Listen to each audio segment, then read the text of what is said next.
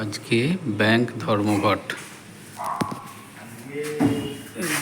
ব্যাংকের সামনে ধর্মঘটীদের পোস্টার দেওয়া আছে, স্ট্রাইক উই ডিমান্ড।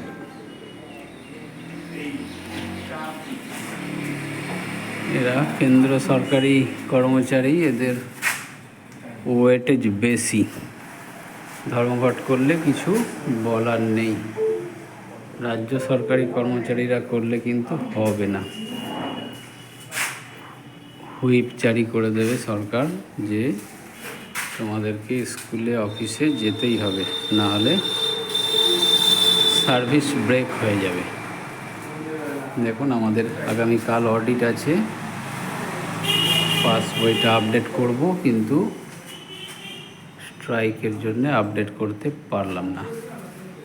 ঠিক আছে, বাস এটুকুই খবর, আজকের সংবাদ এটুকুই।